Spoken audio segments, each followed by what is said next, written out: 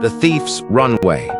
There's one thing nobody tells you about New York Fashion Week. The stage lights are stunning. The dresses glide down the runway like poems that learn to walk. Photographers fire off shot after shot. Front row guests sit with champagne in hand and the look of people who have long grown accustomed to being served. But behind that velvet curtain, less than 10 steps from the runway, is an entirely different world.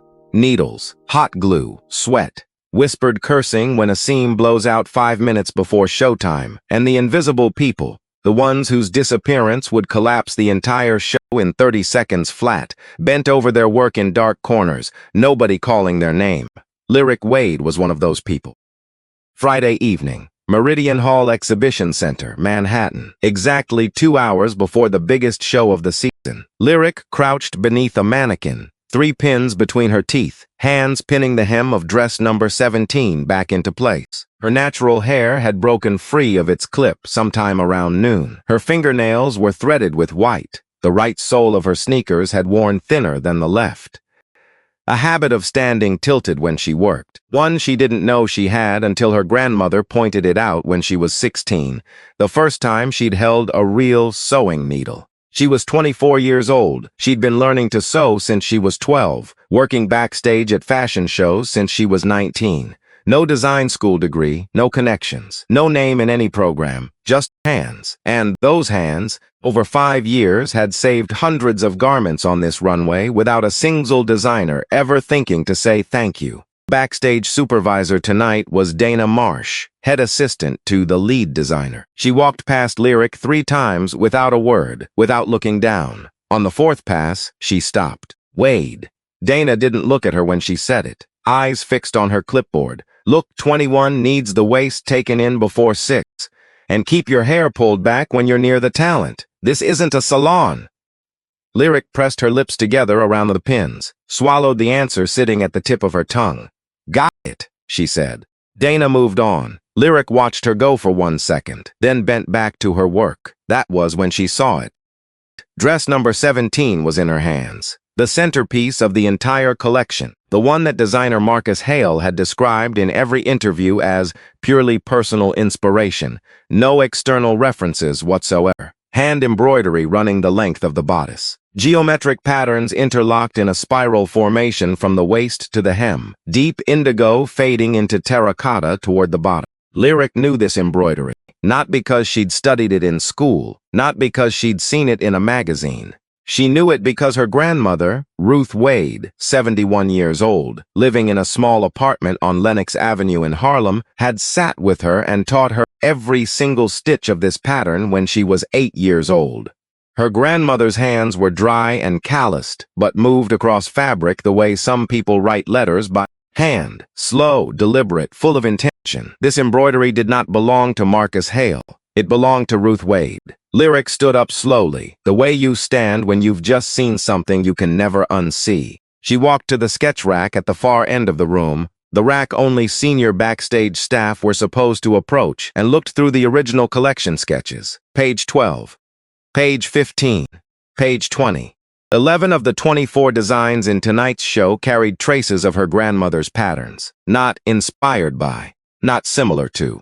Copied. The lines, the proportions, the interlocking of the motifs, identical. Only the colors and fabric were different. Lyric stood looking at the sketches. A war was being fought inside her head, completely without sound. Her grandmother had no Instagram, no website, no smartphone. She sold hand embroidery at the weekend market in Harlem, $20 to $80 a piece, and she was content with that. She didn't know she'd been plagiarized. She didn't know the patterns she'd spent her whole life building were being worn by supermodels so a famous designer could sell them to Vogue for $4,000 a look. She didn't know any of it, and tonight, if this show went on, she never would. Ms. Wade. A man's voice, low, not anyone from the crew. Lyric turned around. The man standing at the backstage entrance was around 60. Salt and pepper hair, dark skin, lean but straight as a rail. He wore a gray canvas work jacket, the kind you buy at a hardware supply store, not on 5th Avenue. White sneakers, worn at the soles, no watch, no accessories of any kind. He didn't look like anyone who belonged in this building tonight. I don't know you, Lyric said. Her hand still held the sketches. I know. He glanced at the pages in her hand. But I think you're holding something that's giving you trouble. Lyric didn't answer right away. She looked him up and down, the look of someone who'd spent 5 years standing in dark corners watching powerful people and learning to read them. How did you get back here? She asked. Front row VIP pass, he said, as casually as discussing the weather. I come backstage often. Nobody questions a man in an old jacket. He looked at the sketches once more. That pattern, he said quietly. Where do you know it from? Before Lyric could answer, the backstage door swung open again. Marcus Hale walked in, 38 years old, tall, platinum blonde hair, wearing a white blazer like a man already prepared to accept an award. Dana Marsh and 2 other assistants followed behind him. He saw Lyric holding the sketches, and his expression changed. Not surprise, recognition. He knew immediately that she knew. Wade. His voice stayed even, the evenness of someone who had rehearsed it in front of a mirror for many years. Let me have a word with you. He signaled Dana and the assistants to wait outside. He closed the door. The man in the canvas jacket stayed still in the corner of the room. Marcus didn't look at him, either didn't see him, or decided he wasn't worth looking at. Marcus pulled a chair across from Lyric and sat down, hands resting on his thighs, leaning back slightly, the posture of someone preparing to negotiate a contract, not to apologize. I'll be direct, he began. You're a smart employee. You do good work. I respect that. Lyric said nothing. I know what you saw in those sketches. He paused. And I know what you could do with that information. My grandmother, Lyric said. Her voice was flat. That pattern belongs to my grandmother. She's been selling hand embroidery at the Harlem market for 20 years. Marcus didn't blink. Inspiration comes from many places, Wade. That's the nature of creativity. This isn't inspiration. Lyric laid the sketches on the surface between them. She pointed to each detail in turn. These are the exact same proportions, the exact same interlocking structure, the exact same spiral angles, different fabric colors. That's the only difference. Marcus looked down at the sketches. 1 second. 2. Then he looked up. How much? He asked. Lyric was quiet. I said how much? He repeated, his voice still gentle, like asking the price of a coffee. What's it going to take for you to forget what you just saw? Lyric looked at him. Nobody had ever asked her that before. Not because people respected her, but because nobody had ever thought she had anything worth buying. Marcus opened the drawer of the temporary work table beside his chair and pulled out a thick prepared in advance, and pulled out a thick white envelope. He set it on the surface between them. 20,000, he said. Cash tonight. You say nothing to anyone. You finish your shift. You leave after the show as the best backstage seamstress I've ever had.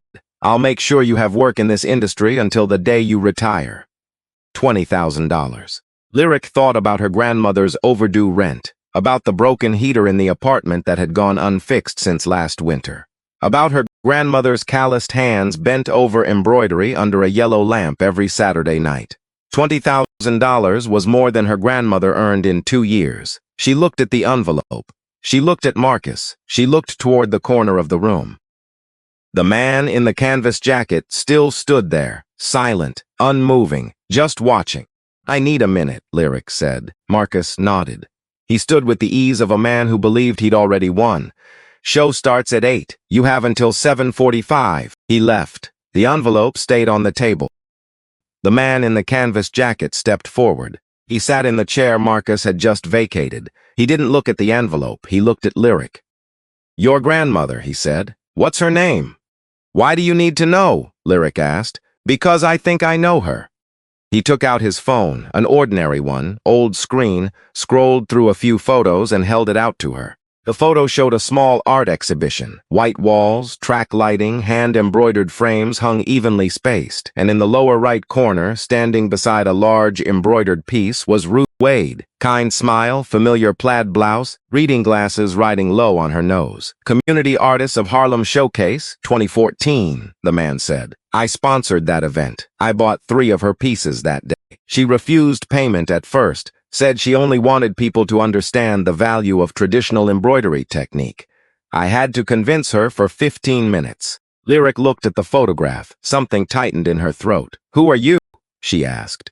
Her voice was different now. My name is Gerald Moss, he said. I grew up in Harlem. I started in a family workwear shop, making uniforms. Now I own the largest textile supply chain in the Northeast and hold stakes in several real estate groups. He paused. And I'm sitting in the front row of Marcus Hale's show tonight because someone told me this season's collection had a problem with the origins of its designs. Lyric exhaled slowly. Someone told you? She asked. Gerald gave a small nod. Henrik, the lighting technician on the second floor. He recognized the pattern because he'd bought his wife a gift from Ruth's market stall 3 years ago. But he had no proof, and he was afraid of losing his job if he said anything. He looked directly at Lyric. You're different. I don't have any proof either, Lyric said. All I have is memory. Your memory is the strongest proof there is, Gerald said. You know every stitch. You can describe the technique. You can identify the difference between hand-embroidered traditional pattern work and a digitized reproduction. No lawyer Marcus Hale employs can argue against that in the right room at the right moment. Lyric looked at the envelope on the table, then at the photo of her grandmother on Gerald's phone. If I speak up tonight, she said, voice dropping, I lose this job. I get blacklisted. No show in New York will hire me again. Possibly, Gerald said. He didn't try to comfort her. She noticed that, because most people, when they want you to do something hard, tell you everything will be fine. Gerald didn't say that. But if you stay quiet, he continued, you'll stand in the wings at every show after this and see that pattern under the lights. You'll remember tonight. And you'll know what you chose. He stood. I can't decide for you, he said. I never have, for anyone. I just sit in the front row, I watch. And if you need someone standing behind you tonight, I'm here. He walked out. He left Lyric alone with the envelope and the sketches and her grandmother's face still glowing on a phone screen. 7:45. 15 minutes until showtime. The backstage hummed like a pressurized vessel. Voices overlapping, the click of heels on concrete, the whine of a hairdryer, the sharp edge of an argument about lip color. Nobody looked at Lyric. Nobody knew she was standing in the wings, right hand holding an envelope of cash, left hand holding her phone. She looked at the photo of Ruth one more time. Then she made a call. Not to Gerald Moss, not to Marcus Hale. She called Ruth Wade 3 rings. 4. Lyric? Her grandmother's voice, slightly rough with age. You're calling late, baby. Everything all right? Lyric closed her eyes, opened them. Grandma, she said. Her voice didn't shake. That surprised her. Do you remember the spiral pattern you taught me when I was 8? The indigo into terracotta one? A pause on the other end of the line. Of course I do, her grandmother said. I learned it from my mother. She learned it from hers. That pattern is ours, Lyric. 3 generations. Grandma, Lyric said, you're being worn on the biggest stage in New York tonight, and nobody knows it's yours. A long silence. What are you saying? Her grandmother asked, not fully understanding. I'm standing backstage right now, and I have to make a choice. I wanted you to know before I made it. Another pause. Then Ruth Wade spoke, her voice completely calm. You already know what to do, Lyric. You don't need me to tell you. She hung up. Lyric set the envelope on the floor, didn't throw it, didn't tear it, just set it down, carefully, the way you set down something that was never yours to keep. Then she walked out onto the floor, not onto the runway, to the press table.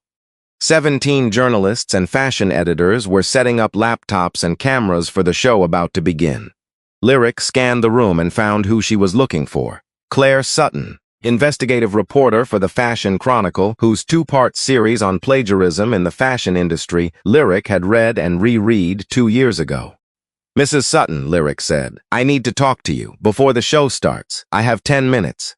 Claire Sutton looked her over, backstage uniform, natural hair loose, fingernails threaded with white.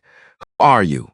Claire asked. I'm a backstage seamstress. Lyric held her gaze, and I know exactly where every design in tonight's collection actually came from. 7:55, 5 minutes to showtime. Marcus Hale stood in the wings, hands in his blazer pockets, sweeping the backstage one final time before he took the stage. He saw Lyric. He saw her standing beside Claire Sutton, the one she'd taken from the rack and carried with her. She was talking. Claire was writing. Marcus moved fast. Wade. His voice sharpened. What are you doing? Lyric turned to face him, answering Miss Sutton's questions. "You signed a confidentiality agreement when you came on staff," he said, voice dropping. "Any internal information you disclose is a breach of contract. I will sue you." "This pattern isn't internal information," Lyric said. "It's someone else's intellectual property. That's what I'm talking about." Marcus looked at her. Then at Claire Sutton. Color rose in his face, not from shame, from anger. "There is no proof," he said, low and steady. "This is your word against mine, and I am Marcus Hale. Who are you?" A man's voice came from behind him. "She's the one telling the truth." Gerald Moss stepped forward, phone in hand. "And I'm the person who has photographs and purchase receipts for 3 of Ruth Wade's pieces from 2014, all of them bearing patterns identical to 11 designs in your collection tonight. I also have an intellectual property attorney sitting in the front row right now." Marcus looked at Gerald. For the first time all evening, he actually looked at the man in the canvas jacket, and he recognized him. "Moss," he said. "Not a question, recognition." "That's right," Gerald said. His voice carried no particular emotion. Steady as a morning news anchor. "Gerald Moss, the man whose fabric supply contract you turned down in 2019 because you said my operation wasn't up to the brand standards. I remember that meeting clearly." For the first time tonight, possibly for the first time in years, Marcus Hale had nothing to say. The show started at 8 o'clock. Marcus Hale did not take the stage. What happened next moved faster than Lyric expected. Claire Sutton called her editor at 8:10. The first piece went live online at 8:45, while the show was still running with a substitute host reading a statement about the designer being absent due to a health matter. Nobody believed it. By 10 o'clock, Marcus Hale's name was trending nationally at number 2. By 11, Gerald Moss's legal team had filed papers requesting an intellectual property investigation. By midnight, 3 major fashion publications had announced they were suspending their partnerships with the Marcus Hale brand pending the outcome of the inquiry. And at 12:15 in the morning, Marcus Hale, the man who had looked through a backstage seamstress for years as though she weren't standing right in front of him, sat in his attorney's office and signed the first agreement, acknowledging the use of embroidery patterns from an uncredited source and agreeing to negotiate compensation. He made no public statement that night. He didn't call Lyric. He didn't apologize to anyone. But 3 weeks later, under the pressure of the investigation and a boycott wave building across the black fashion community, Marcus Hale published a long statement on his brand's homepage. He acknowledged that the season's collection had used visually influential elements without appropriate attribution. The language was careful, legal, deliberately avoiding the word plagiarism. But there was one paragraph in that statement that clearly wasn't written by his lawyers. The final one, short. And readers knew it was his, because it was clumsy, in the way only real people are clumsy. "I looked through the people standing behind my stage as though they weren't there. I took what wasn't mine and called it creativity. What I lost isn't a contract or a reputation. What I lost is the right to call myself a creative person. I don't know if I can get that back." He didn't appear at a single fashion event for the year that followed. His brand still existed, but smaller, quieter, and nobody called him a genius anymore. Ruth Wade wasn't at the newsroom when the article ran. She wasn't at any press conference. She had no social media account to read the thousands of comments from strangers calling her name. She was at home on Lenox Avenue, sitting under the familiar yellow lamp, embroidering. Lyric came to see her the next morning. She sat beside her at the small kitchen table, the table she'd sat at since she was 8 years old, learning every stitch, not knowing those stitches would one day matter. This much. She told her everything. Ruth sat and listened, her hands never stopping. When Lyric finished, her grandmother set down the embroidery hoop. She looked at her granddaughter. "You should have taken that envelope," she said. Not a rebuke, just fact. "No," Lyric said. $20,000 is a lot of money, Lyric. "You taught me 3 generations of patterns," Lyric said. $20,000 isn't enough for 1 generation, Grandma."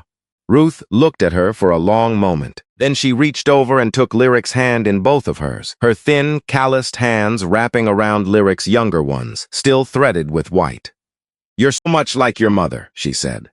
Her voice was soft. "Your mother never could hold on to money long either. Always spent it on what she believed was right. It was the highest compliment she had ever paid her."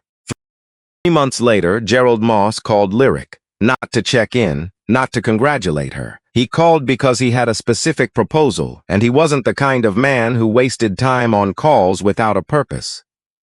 "I'm building a fund to support black and brown craft artisans," he said. "I need someone to run the fashion program, someone who understands technique, understands value, and knows how to tell the difference between genuine heritage and a reproduction. Are you interested?" Lyric was quiet for a moment. "I don't have a design degree," she said. "I know," Gerald said. "I didn't have a business degree when I started either. Can we talk?" They met at a small coffee shop in Harlem, not a corporate office, not a fine dining restaurant, and talked for 3 hours. Lyric asked more than she answered. Gerald responded plainly, without embellishment. Before they parted, Gerald set a piece of paper on the table between them, not a contract, just a simple handwritten outline. "I don't need your answer right now," he said. "But I need you to understand something." He looked at her directly. "I've stood in a lot of backstage rooms in my life. I've watched a lot of people standing in the wings with an envelope in their hand. Most of them take it, not because they're bad people, but because nobody was standing behind them telling them there was another option." He paused. "You chose differently. I want to build a structure so more people get to make that choice." Ruth Wade received the official settlement from the Marcus Hale brand 4 months after that night. The amount was never made public, but it was enough to repair the heater, cover a year's rent, and leave a little left over for embroidery thread. She didn't use the money to rest. She used it to add a second weekly embroidery class, free of charge, for children in the neighborhood. "A technique has no value if only one person knows it," she told Lyric, hands still moving across the fabric, eyes still on the cloth. "The value is in the passing on." 9 months after the night at Meridian Hall, Lyric Wade stood in a bright, wide room in Harlem, a room that used to be a storage space, now the first workshop of a small fashion label with no name on any sign outside. The name on the business registration was Wade and Thread Collective. On the wall hung the first embroidery pattern Ruth had ever taught her, framed simply, "No caption, no need for one." Lyric stood at her work table. On it were 8 sketches, 8 first designs entirely her own, taken from nowhere, ode to no one. Her hair was still loose and curly, her fingernails still threaded with white, her right sneaker sole still worn thinner than the left. Nothing had changed, and everything was different. She picked up the first sketch, held it under the light, and she got to work. You just heard the story of Lyric Wade, a completely fictional story. The characters, company names, and specific locations are all invented. But the question this story asks is not fictional at all. How many people are standing in the wings right now with an envelope in their hand, and nobody behind them saying there's another choice? How many Ruth Wades are sitting under a yellow lamp every night, making something beautiful the world hasn't learned to name yet? If this story's touched something in you, if you've ever been looked through like you weren't there, or ever chosen to do the right thing knowing you might lose everything, leave one word in the comments. Just one word. You already know which one. Share this with someone who needs to hear it today. Subscribe so you don't miss the next story. And remember, you never know who is really standing in front of you. So treat every person like they deserve to be treated with dignity, because they do.